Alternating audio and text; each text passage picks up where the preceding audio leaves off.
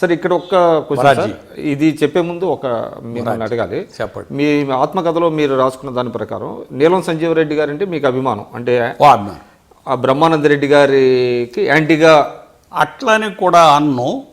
ఆయన అడ్మినిస్ట్రేషన్ బాగుండేది. కానీ అదే నేను చెప్పబోతున్నా. ఇప్పుడు సంజీవ్ రెడ్డి గారు అంటే మీకు అభిమానం. సంజీవ్ రెడ్డి గారు ఆ రోజు జనతా పార్టీలో జాయిన్ అయ్యారు.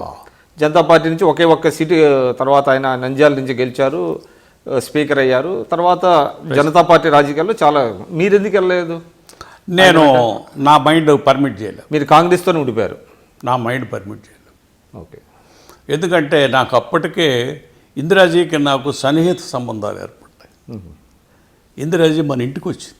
అంటే సంజీవ్ రెడ్డి గారు మిమ్మల్ని రమ్మలేదా? లే, ఆ రమ్మన్నా కూడా వెళ్ళే పరిస్థితి లేదు. కనుక ఈ సెన్స్డ్ ఇట్. కనుక అది లేదు. సో ఇప్పుడు చెప్పండి. సరే, జెండా లాగింది. ప్రెస్ అంతా ఏడు మీ పార్టీ అని. ఏం పార్టీ ఇది? నేను ఎక్కడుంటే అక్కడే కాంగ్రెస్ అంది. అంతే. నేను ఎక్కడుంటే అక్కడే కాంగ్రెస్, ఇదే కాంగ్రెస్. సో కాంగ్రెస్ ఇందిరాని వచ్చింది అది రాసేసారు పత్రిక. మేము ఎవరు పెట్టింది కాదు, పత్రిక నాడు పెట్టారు పేరు. సరే, ఇదంతా అయిపోయింది. తిరిగి వచ్చినప్పటికి అదంతా చెప్తే బాగుండదేమో. ఈ ఎట్లా మరి ఏమింది, దుకాణం ఎట్లా స్టార్ట్ చేయాలి, ఎవరు మోస్తారు ఈ బరువు, అంతులే పాపం ఆఫీస్ సెక్రటరీ మొత్తం ఆడే పాపం. సరే, అప్పుడు ఆమె వెంట ఎవరెవరు వచ్చారండి? చెప్తా. చెన్నారెడ్డి గారు ప్రెసిడెంటు మన రాష్ట్రానికి, ఏపీకి. నేను general secretary, founder general secretary. పెట్టి రాసి పంపించారు. పంపిస్తే సరే, ఇంతలోకి మనకి తుఫాన్ వచ్చింది. దివిసీమ తుఫాన్ వస్తే ఆ టైంలో గోలగోల. ఆ తుఫానికి ఆమెను అంటుండి తీసుకెళ్ళటం. నేను వెంటనే తీసుకుపోయాను. డాక్టర్ గారు వచ్చారు. అంతా పోయి తీసుకొచ్చి తిప్పి వచ్చేసారు. దివిసీమంతా తిప్పించారా మీరు? ఆమె చూసి జనం విపరీతంగా లైట్లెస్ కూర్చున్నారు చూడాలని. అమ్మ అమ్మ అమ్మ ఏమైంది, నీకేమైంది? కట్టలు రోడ్లు అన్ని తిప్పిపోయాడు. ఎస్, నువ్వు చెప్పింది క్లిక్ అయింది భాస్కర్ అన్నాడు. ఎస్. దీనికి ముందు ఏం చేశానంటే డాక్టర్ గారు అసలు ఆంధ్రాకి రావడానికి కొంచెం ఆయన తెలంగాణ ఉద్యమ రిజర్వేషన్స్ ఉన్నాయి ఆయనకి. రిజర్వేషన్స్ ఉంటే వదిలేదు.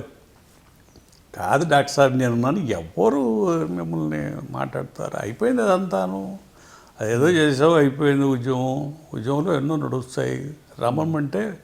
నేను ధర్మారెడ్డి గారని ఒక ఆయన, అప్పటికే జిల్లా పరిషత్ జిల్లా బోర్డు, దాని ప్రెసిడెంట్ వరంగల్, ఆయన్ని కన్విన్స్ చేసి ఇద్దరం కలిసి కారు పెట్టుకుని ఆయన ఎక్కి చూపోయాం.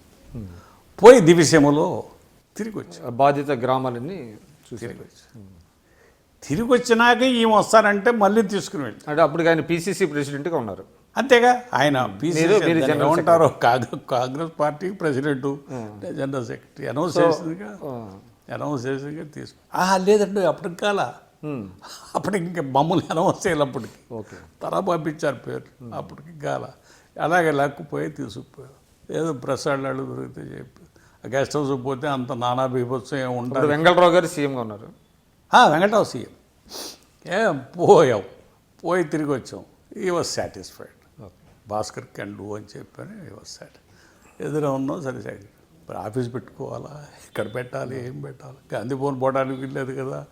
కనుక ఇవన్నీ ఒకదానికి ఏర్పాటు చేసుకుని ఏర్పాటు చేసుకుని అట్లా ఆ పార్టీని స్థాపించడానికి కారకుడు అయ్యాడు. సో ఆ విధంగా మీరు చెన్నారెడ్డి గారికి చాలా క్లోజ్. రైట్ హ్యాండ్గానే ఆయన కూడా చాలా గౌరవంగా, ఎంత మర్యాద వారని, ఎంత రాజకీయాల పితృని చెప్తుంటారు కదా. ఏడా మీరు మాట్లాడేది ఆయన గురించి, భాస్కర్ కొట్టే చాలు మొత్తం ఇంకొక నలుగురు అలాంటి వాళ్ళు ఉంటే నాకు ఇండియాని పరిపాలిస్తానేమో అనుకున్న అట్ట తిట్టి పంపుతూ ఉండేవాడు. అలా. సో 78లో కాన్ఫిడెన్స్ డెవలప్ చేసి